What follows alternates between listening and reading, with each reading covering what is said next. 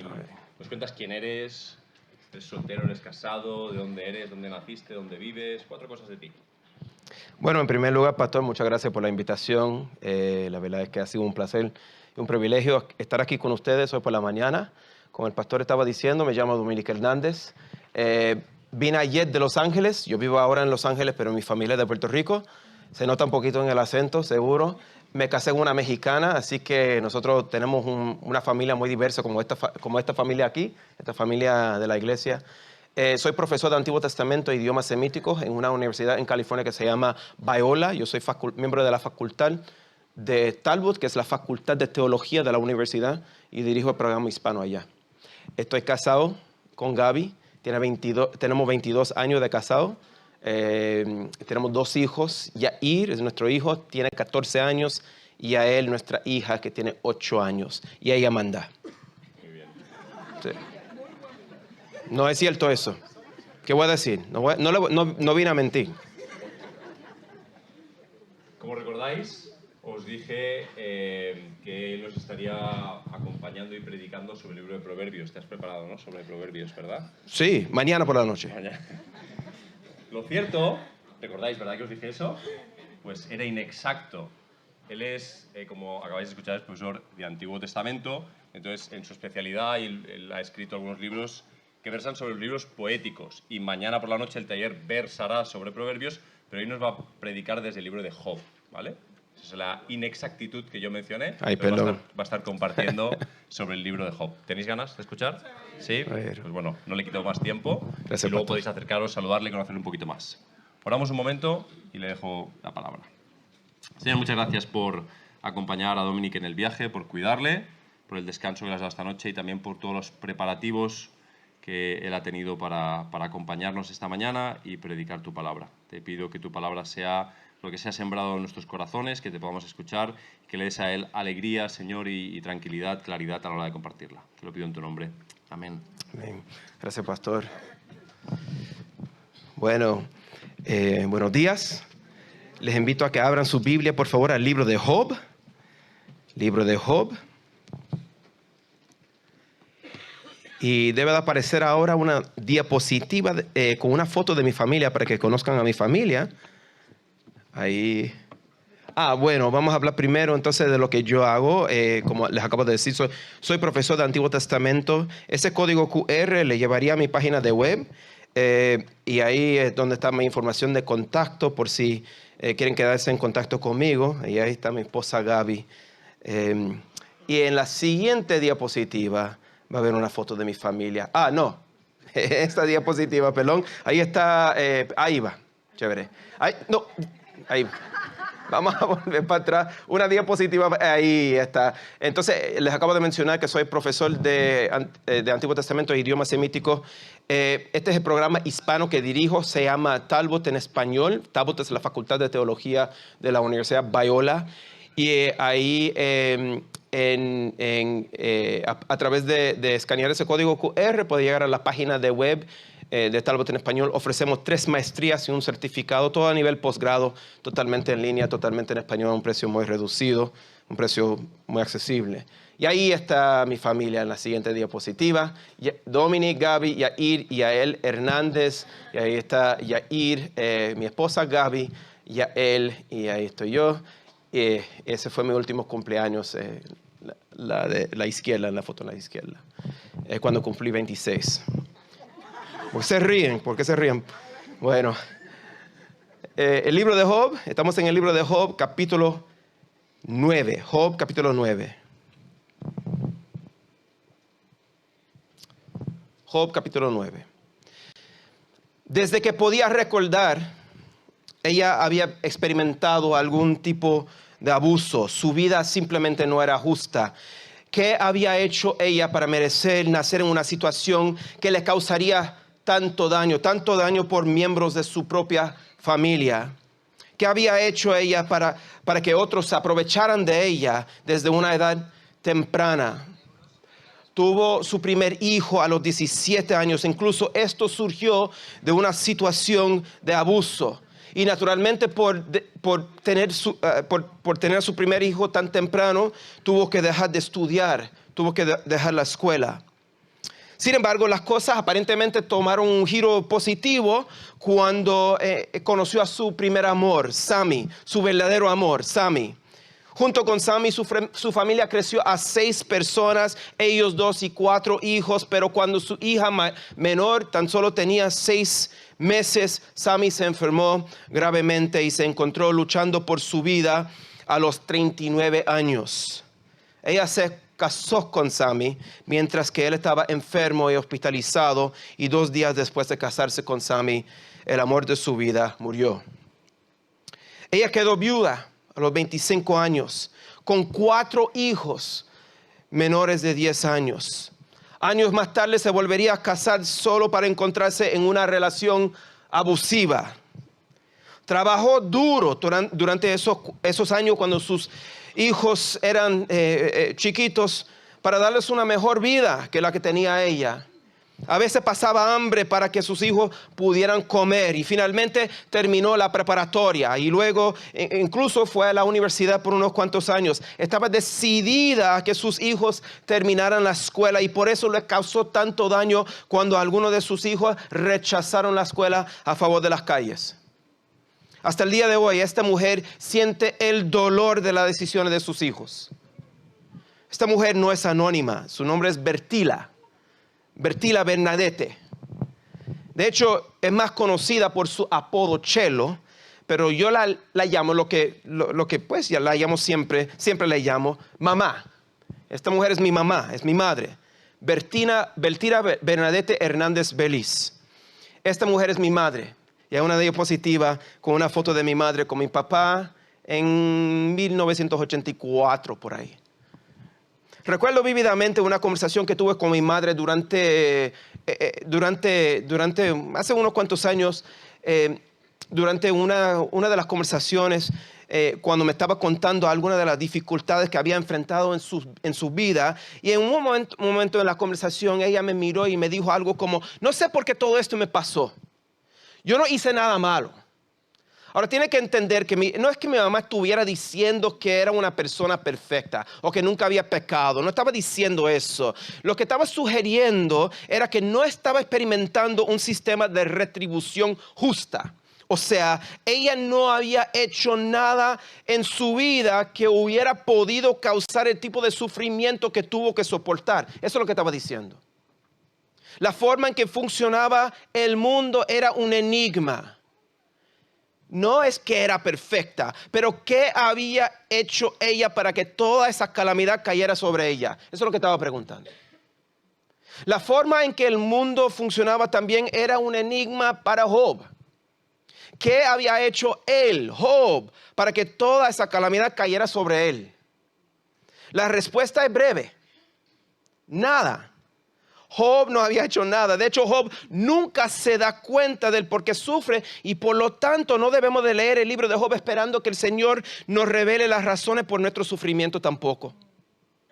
Sin embargo, el libro de Job nos enseña por lo menos 3 cosas a través del sufrimiento de Job y las conversaciones que Job tiene con su compañero y eventualmente su encuentro con Dios. Y es a través de enseñarnos estas 3 cosas que el libro de Job arregla 3 errores teológicos comunes. Número 1 es que el libro de Job nos enseña que podemos hablar directamente con Dios acerca de las cosas más difíciles que están en nuestros corazones. Es un error teológico creer que Dios se enoja con nosotros si le hablamos directamente acerca de nuestras inquietudes. Número 2, Job nos enseña que no es posible juzgar el carácter de uno solamente por sus circunstancias. Es un error ver las circunstancias de uno y concluir que esas circunstancias definitivamente reflejan el carácter de esa persona. Y número 3, Job nos enseña a reconocer nuestra finitud, es decir, que nosotros no somos infinitos. Nosotros no somos pequeños dioses. Es un error teológico creer que tenemos el derecho, que tenemos que saber la razón por la cual vivimos cada situación difícil en esta vida. Y eso es lo más difícil, ¿verdad? Queremos saber. La finitud humana es parte de la creación Y debemos de aceptarlo porque es a través de aceptar nuestra finitud que podemos ver la brecha enorme que existe entre nuestro Dios, un Dios perfecto, y nosotros, seres humanos imperfectos, el infinito y el finito. Y es a través de reconocer eso que podemos seguir adelante durante esos momentos tan difíciles. Bueno, vamos a comenzar leyendo quizás las palabras más duras de Job en toda la composición, en el libro de Job, capítulo 9, versículos 20 a 24. Y en estos versículos, pues Job pronuncia estas palabras duras para retar el sistema de retribución de Dios y lo que él alega que es la injusticia de Dios. Esto es lo que dice Job en los versículos 20 a 24 del capítulo 9. Aunque soy justo, dice Job, mi boca me condenará. Aunque soy inocente, él, es decir, Dios, me declarará culpable. Inocente soy, no hago caso de mí mismo, desprecio mi vida. Todo es lo mismo, por tanto digo, él, es decir, Dios, destruye al inocente y al malvado. Si el azote mata de repente, él, es decir, Dios, se burla de la desesperación del inocente. La tierra es entregada en manos de los impíos. Él, Dios, cubre el rostro de sus jueces. Si no es él, es decir, Dios, ¿quién será? Pregunta nuestro amigo Job. Oremos. Señor, te damos gracias por el privilegio que es leer tu palabra y esperar recibir de tu palabra. Señor, sabemos que nos escuchas porque venimos ante ti en el nombre de Jesús. Y te pedimos ahora que nos enseñes a través de tu palabra, que apliques estas palabras antiguas en nuestras vidas diarias hoy en día. Te pedimos estas cosas en el nombre de Jesús. Amén. Yo soy un gran aficionado de la música salsa. No sé si hay algunos salseros por aquí. Hay algunos salseros por aquí. Me gusta el merengue también, pero soy súper aficionado de la música salsa. Especialmente la salsa puertorriqueña de la vieja escuela. Héctor Lavoe, el cantante de los cantantes, es uno de mis artistas favoritos. Y hay una canción que una vez produjo una canción que se llama El Todopoderoso, obviamente hablando de Dios. Y mientras improvisa en el coro de esta canción, esto es lo que dice Lavoe. Es él, es decir, Dios, es el que todo lo sabe, es el que todo lo ve, no conoce el egoísmo ni actúa de mala fe. Al leer Héctor Lavoe, el cantante de los cantantes, al leer hasta este punto del libro de Job, sabemos exactamente cuáles son los problemas teológicos de Job. ¿Cree Job que Dios es todopoderoso? Sí. Sí. ¿Cree Job que Dios sabe todo? Sí. ¿Cree Job que Dios ve todo? Sí. Estos no son los problemas teológicos de Job. Pero como podemos ver en estos versículos que leímos en el capítulo 9, el problema de Job es la declaración final de Lavoe, que Dios no actúa de mala fe. ¿Por qué Job creería que Dios actúa de mala fe? Y para entender esto hay que repasar un poquito de lo que ha transcurrido en el libro hasta este punto. El libro de Job comienza presentando un concilio divino en el reino celestial durante el cual Job se convierte en el punto focal de la conversación. En los capítulos 1 y 2, el prólogo del libro de Job. El acusador, Satanás, alega que Job solo honra a Dios porque Dios lo ha protegido y lo ha hecho prosperar. Y para demostrar que esta acusación es falsa, Dios permite que el acusador traumatice a Job a través de la destrucción de su entorno y la muerte de sus seres queridos. Más tarde, Dios permite que el acusador incluso dañe físicamente a Job, siempre que las heridas no le cause la muerte. La extrema situación de Job conmueve a sus amigos, Elifaz, Bildad y Zofar, quienes lo visitan con la intención de consolarlo. A principio de su visita, dice la palabra, que los amigos de Job demuestran empatía al sentarse con él en silencio durante una semana completa. Job finalmente rompe el silencio al maldecir enfáticamente el día en que nació, indicando que prefiere la muerte que la vida. Es el sufrimiento de Job que ha causado este problema teológico serio, el problema de la teodicea. Y este es el problema de la teodicea. Dado que Dios es todopoderoso, ¿por qué no detiene el sufrimiento que Job soporta? Si Dios es todopoderoso, ¿por qué no detiene el sufrimiento? Las palabras de Job aquí indican que él no, en el capítulo 9, indican que él no cree que Dios administre justicia de buena fe. Las personas inocentes son tratadas como si fueran personas malvadas. Dios se burla de la desesperación de los inocentes, de acuerdo de Job. Eso es lo que dice. Dios recompensa a los impíos, eso es lo que dice nuestro amigo Job. Dios actúa como si estuviera administrando justicia, pero en realidad lleva a cabo la injusticia. Eso es lo que dice Job. Ahora, antes de descartar rápidamente las palabras de Job como irracionales y apresurarte, porque sabemos quizás o pensamos por lo menos que sabemos lo que pasa en el resto de la historia, detente por un momento y considera el tipo de injusticia que Job está expresando. Su mundo se ha puesto patas arriba, literalmente. Y por lo tanto no cree que hay no hay ninguna consistencia en el sistema de retribución de Dios. Y recuérdense, Job era una persona como nosotros. Ahora, pregúntate a ti mismo, a ti misma, si alguna vez te has sentido así. ¿Alguna vez has sentido que el sistema de retribución de Dios en este mundo está completamente desordenado? ¿Alguna vez has dicho, Dios, Señor, yo te honro y yo estoy sufriendo? ¿Alguna vez has dudado si vale la pena adorar a Dios cuando la vida simplemente no es justa? Algunos de ustedes hoy pueden estar trabajando tan duro para ganar lo tuyo y mantener a tu familia y aún tienes muy poco, no puedes pagar las facturas todos los meses. Mientras tanto miras a otros a su alrededor que tienen tanta riqueza, porque hay tanta riqueza en este mundo y esas personas nunca tuvieron que trabajar para obtenerla y la malgastan. ¿Dónde está la justicia divina en eso? Algunos de ustedes pueden ser matrimonios tratando de concebir, ay Dios, que esto sea el mes. Que este sea el mes, Dios, por favor. Nosotros trabajamos por 4 años y no pudimos.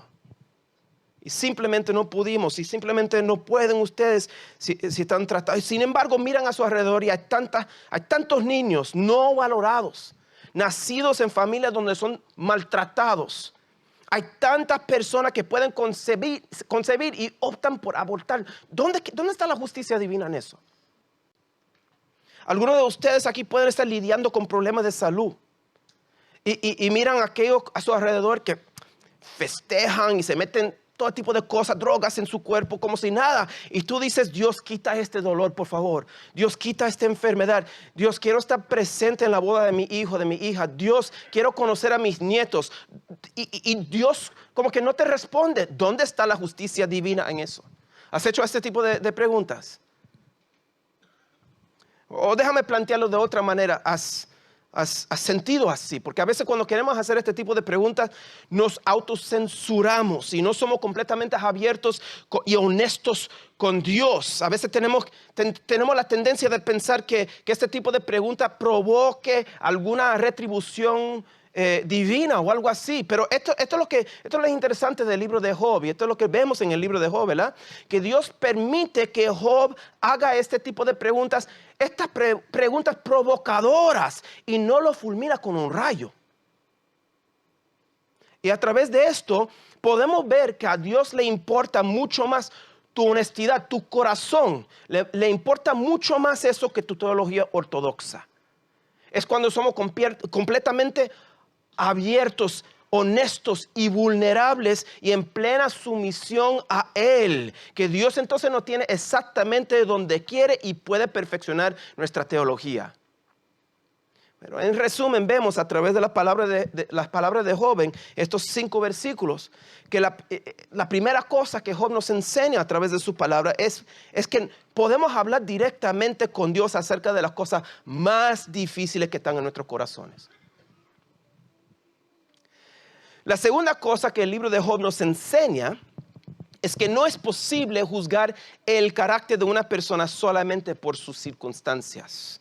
Es un error ver las circunstancias de uno y concluir que esas circunstancias definitivamente reflejan el carácter de esa persona. ¿Cómo sabemos eso? Pues a través de leer el libro de Job. Después de que Job maldice el día de su nacimiento en el capítulo 3, los personajes del libro, Job y sus 3 amigos, los personajes que aparecen antes, como hay varios otros personajes, pero los personajes del libro hasta ese punto empiezan a discutir la razón por la cual Job está sufriendo. Y en sus conversaciones se hace cada más evidente que la diferencia de opinión que tienen los personajes del libro se deben a su desconocimiento de ese concilio divino. Los amigos de Job, por un lado, reconocen su sufrimiento, pero le dan prioridad a la sabiduría tradicional al considerar las implicaciones teológicas de la situación de Job. ¿Qué es lo que quiero decir con la sabiduría tradicional? Este sistema de retribución tradicional afirma que las personas siempre experimentan las consecuencias de sus acciones. Los amigos de Job entienden que si uno está siendo castigado como si fuera una persona malvada, entonces esa persona sí es una persona malvada. Esa persona sí es un impío. Esa persona debe ser culpable de algún tipo de ofensa contra Dios. Y dado que Job sufre el sufrimiento y el sufrimiento está reservado para los impíos, los amigos concluyen que debe haber algún tipo de pecado en su vida. Por lo tanto, Job debería ver su sufrimiento como disciplina divina, aceptarlo y volver a Dios. Y al regresar a Dios, Job cosechará los beneficios y experimentar prosperidad otra vez. Eso es lo que dicen los amigos. Y les voy a dar solamente 3 ejemplos que representan las consecuencias de la maldad según el paradigma de justicia divina o de justicia retributiva de los compañeros de Job, que indican, de acuerdo a sus amigos, que Job es un impío. Número 1 es la pérdida de la riqueza de Job, ¿verdad? Job era una persona rica y luego pierde todo. La falta de descendencia de Job y la muerte indigna de Job. Ahora, los lectores de los primeros 2 capítulos del libro de Job, el prólogo de Job, notan que Job es un hombre rico. Y la riqueza se presenta en términos de la cantidad de ganado que poseía. En el mundo bíblico, el ganado era una de las maneras, como nosotros sabemos, era una de las maneras en las que se juzgaba la riqueza. La sabiduría tradicional, en la antigua tradición israelita, sugiere que una abundancia de ganado era una señal de bendición. Sin embargo, la prosperidad que Job tenía le es que arrebatada. Y según sus amigos, perder su riqueza era una señal obvia de retribución divina. El segundo ejemplo tiene que ver con el hecho de que Job ya no tiene hijos. Los amigos de Job son igualmente insistentes en que la falta de hijos de Job es una consecuencia de maldad. Según su dogma tradicional, la justicia se aplica a los malvados de manera que no tuvieran descendencia. Ya fuera por infertilidad o por la muerte de sus hijos. Por ejemplo, según la Torá, los primeros 5 libros de la Biblia, un vientre fecundo es una bendición del Señor para el pueblo de Israel. Aquellos que honran a Dios tendrían el privilegio de transmitir su nombre y su memoria a través de ¿quién? Sus hijos. Job tenía 7 hijos y 3 hijas, quienes todos fueron víctimas de una gran tormenta de viento que golpeó la casa donde se encontraban. Entonces los amigos de Job mencionan que la falta de descendencia de Job es una señal de retribución divina, ubicando efectivamente a Dios, a Job, entre los malvados. Y no es que no solo los amigos de Job veían la muerte de sus hijos como justicia divina. sino que también sugieren que su propio estado moribundo era indicativo de la retribución. Los amigos de Job están seguros de que la retribución divina se manifiesta a través de los malvados que viven en algún tipo de tormento y en última instancia mediante la desaparición pública e indigna. La condición física de Job y su agitación interna eran presagios del destino inevitable de los malvados, de acuerdo a los amigos de Job. Los amigos de Job juzgan su carácter 100% basado en sus circunstancias. Nosotros sabemos que están cometiendo un error porque nosotros tenemos la información de los primeros 2 capítulos, el prólogo del libro de Job. Nuevamente, antes de apresurarnos a sacar conclusiones y afirmar que los amigos de Job simplemente eran bobos y que nosotros no haríamos ese tipo de error, detente por un minuto y reflexiona. Recuerda que los amigos de Job eran personas como nosotros también. ¿Alguna vez tú has juzgado la situación de alguien solamente a través de ver sus circunstancias difíciles? ¿Alguna vez has juzgado el carácter de alguien porque se encuentra en una situación difícil? ¿Alguna vez has juzgado a una persona enferma pensando, sí, pero si esa persona se hubiera cuidado mejor? Si esa persona se hubiera hecho la dieta que yo hago. ¿Alguna vez has visto la situación económica de alguien, posiblemente una persona pidiendo dinero? Y has pensado, pues sí, si esa persona hubiera manejado su dinero bien, no estaría en esta situación. O seguramente esa persona tiene problemas con alcohol, o esa persona tiene problemas con drogas, cuando simplemente no sabes. ¿Alguna vez has visto la situación familiar de personas con hijos rebeldes? Y has dicho, sí, pero si hubieran sido mejores padres. O si esa mujer se hubiera quedado en casa con sus hijos, los hijos no serían así. O es porque se divorciaron los padres que los niños son así. Este tipo de reflexión no tiene la intención de sugerir que no hay consecuencias por nuestras acciones. Claro, hay consecuencias por nuestras acciones, pero el propósito de este tipo de reflexión es recordarnos de una verdad teológica que el libro de Job nos muestra. Es decir, no es posible observar las circunstancias difíciles de personas y sacar conclusiones definitivas sobre su carácter. Las circunstancias de la vida de las personas no son necesariamente un reflejo de su carácter. O sea, sí, hay consecuencias por nuestros pecados, sí, pero no podemos ver las situaciones de personas y simplemente concluir que esas situaciones son resultados de los pecados de esa persona. De hecho, frecuentemente nuestra propia finitud como seres humanos, es decir, que nosotros no somos infinitos como nuestro Dios. Nuestra finitud como seres humanos no nos permite sacar conclusiones definitivas sobre las situaciones difíciles de otras personas, así como en nuestras propias vidas, porque simplemente no tenemos suficiente información. Y esto mismo es el tercer punto importante que nos enseña el libro de Job. Eventualmente, el Señor aparece en el libro de Job y le enseña a Job que es un ser finito. Y la finitud no es algo malo. El texto dice que el Señor, en el capítulo 38, el texto dice que el Señor le respondió a Job desde el torbellino. ¿Y sabe lo que el Señor le revela a Job con respecto a su sufrimiento? Nada. Absolutamente nada. Entonces hay que preguntar, ¿qué aprendemos de Job, dado que no hay una respuesta directa de Dios a Job o a sus compañeros sobre su sufrimiento? ¿Qué es lo que aprendemos del libro entonces? Y la respuesta es que obviamente aprendemos algo mucho más importante que eso. Si la razón por la cual Job estaba sufriendo era la cosa más importante en ese momento, el Señor se lo hubiera revelado. En cambio, el Señor hace una serie de preguntas comunicando su grandeza. En lugar de decirle a Job la razón de su sufrimiento, Dios continúa enfatizando la finitud de Job y los seres humanos.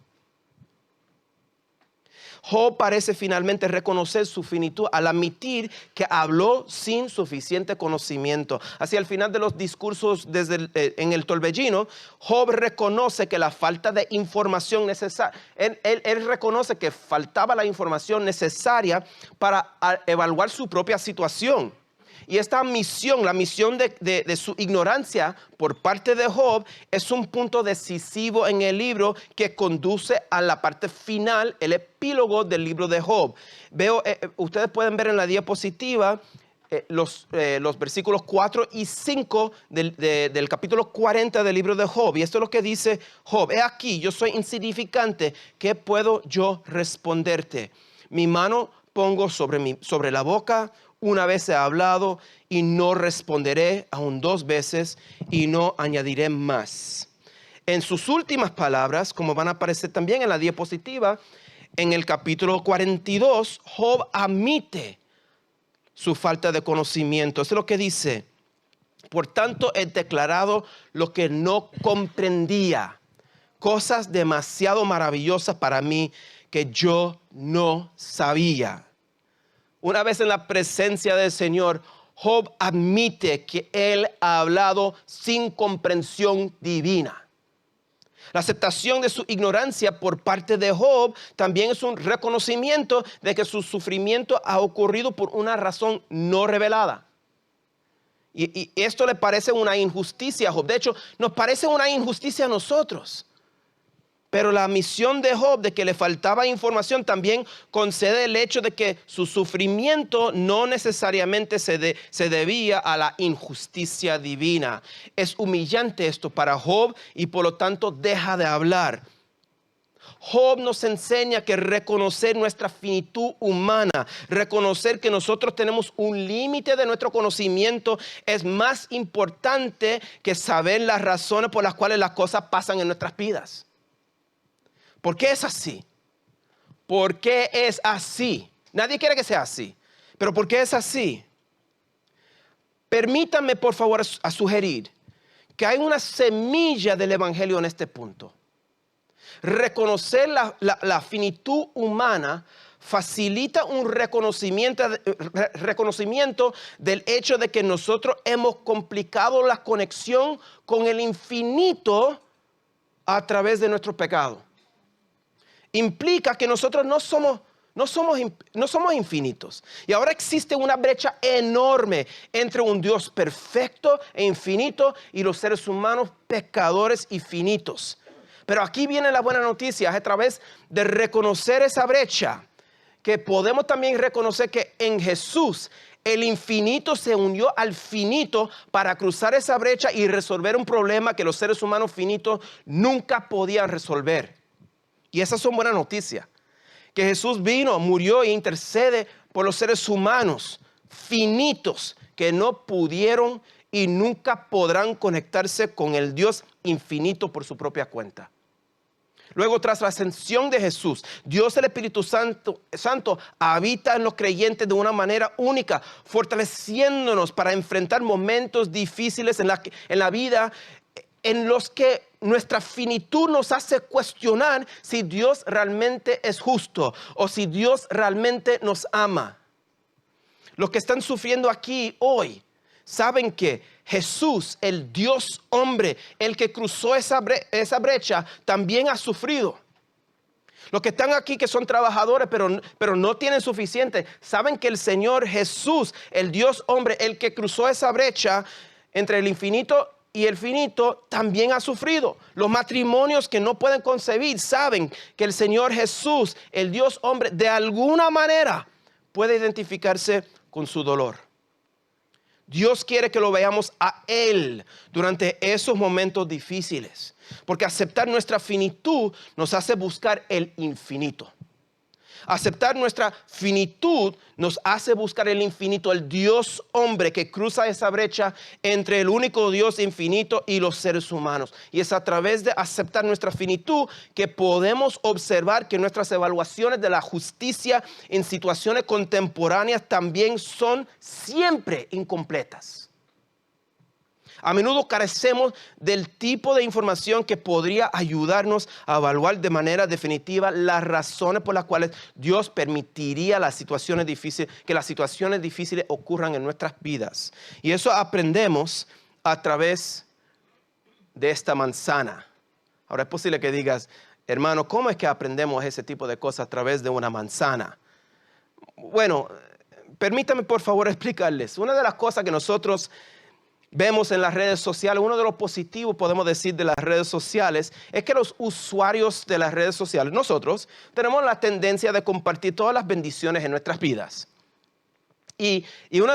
Podemos crear nuestra propia imagen en las redes sociales. Y uno de los negativos de las redes sociales es que también las personas tienen o pueden compartir todas las bendiciones en sus vidas. Pero frecuentemente lo que pasa es lo siguiente: usamos las redes sociales para mostrar a las personas solamente el lado bueno de la manzana. Pero a veces el lado malo es lo que realmente refleja la vida.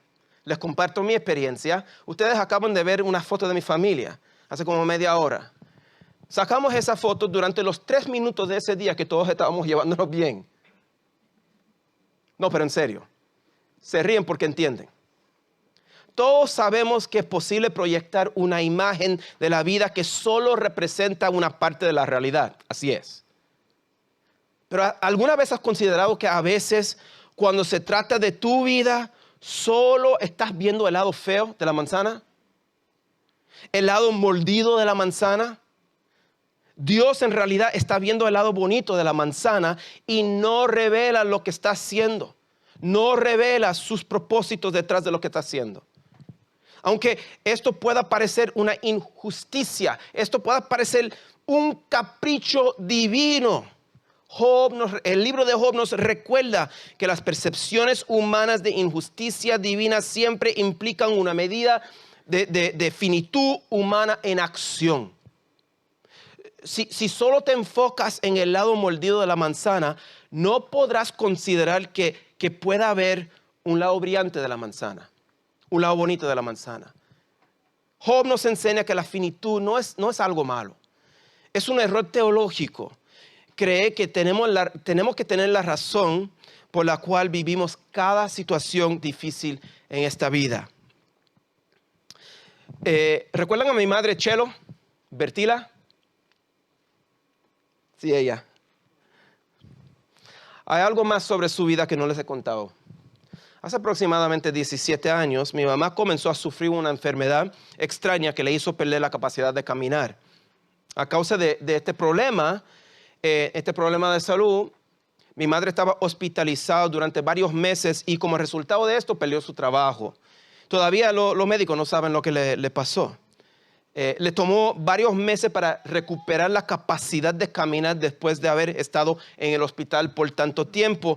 Y durante ese tiempo, cuando estaba en casa aprendiendo a caminar otra vez, pero todavía no podía trabajar, mi mamá comenzó a cuidar niños que estaban en situaciones familiares difíciles. Niños del gobierno, podemos decir. En los Estados Unidos hay un programa del gobierno que los niños que están en situaciones precarias son básicamente niños del gobierno y el gobierno los pone con familias que los pueden cuidar. Y en los siguientes años, mi mamá cuidó a muchísimos niños, quizás, no sé, no quiero inventar una cifra, pero quizás 40, 50 niños en su casa. Y mi madre eventualmente adoptó a 3 de esos niños. Y van a ver a mis hermanos menores en la siguiente diapositiva. Hay una foto de mi madre con mis 3 hermanos menores. Yo tengo 44 años y tengo 2 hermanos de 14 y un hermano que tiene 6 años. Y como ven en esa diapositiva, nosotros somos una familia muy diversa. No siempre sabremos cómo se ve el otro lado de la manzana, no. No siempre Dios nos revela todo. No nos deja saber a veces. Y eso nos parece un capricho divino. No nos gusta. Pero puedo decirles que en el caso de mi madre, su sufrimiento como joven le permitió tener compasión con aquellos que también estaban en situaciones difíciles, situaciones abusivas, situaciones precarias. No les estoy diciendo, que está muy bien lo que le pasó a mi mamá porque entiende ahora. No les estoy diciendo eso, porque no estaba muy bien lo que le pasó a mi mamá. Pero tenemos que admitir que esas situaciones de mi mamá le ayudó a tener compasión ahora, como adulta, con aquellos que también estaban en situaciones, que están en situaciones precarias. El sufrimiento de mi madre como adulta provocó una situación en la que pudo cuidar de otros que estaban en este tipo de situaciones, las situaciones en las que se encontraba ella cuando era niña. No sabemos todo, pero a veces podemos ver, gracias a Dios, podemos ver el otro lado de la manzana. A veces podemos ver el otro lado de la manzana en vidas como la de mi madre. Y en nuestras propias vidas, a veces. Job nunca ve el otro lado de la manzana, pero nos sigue enseñando a nosotros. Job nos enseña que en lugar de reprimir nuestras palabras, debemos ser abiertos y honestos con nuestro Dios. Incluso hoy, ahora mismo, si estás pasando por una situación difícil, te animo a ser abierto y honesto con Dios en este momento.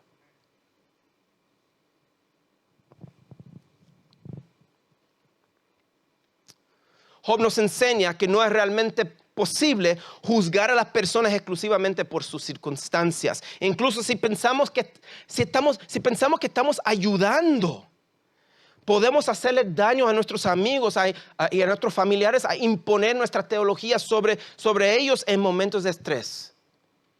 Te animo en este momento a pensar en alguien que conozca que podría estar sufriendo y comprometerte a orar por esa persona, incluso, especialmente, si no tienes la oportunidad de hablar con esa persona sobre sus circunstancias. Y Job nos enseña que reconocer nuestra finitud nos acerca a Dios. Nos acerca a Dios, el único ser infinito. Amigo, reconocer nuestra finitud nos debe de llevar, esto debería llevarnos a adorar, a adoración, porque sabemos que nuestro Dios infinito está dispuesto y desea tener una relación con seres humanos finitos. Está dispuesto y desea tener una relación con nosotros a través de Jesús. Y eso nos debe de llevar a la adoración. Esto nos impulsa a adorar.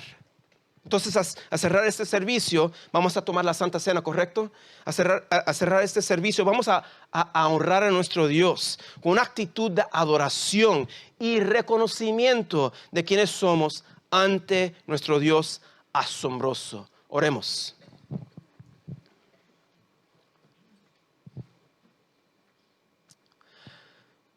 Señor, tomamos un minuto simplemente para reconocer quiénes somos ante ti, nuestro Señor. Reconocemos que es un privilegio, Señor, orar y saber que escuchas nuestras oraciones por los méritos de Cristo. En estos momentos simplemente reconocemos quiénes somos ante ti, Señor, y te queremos adorar.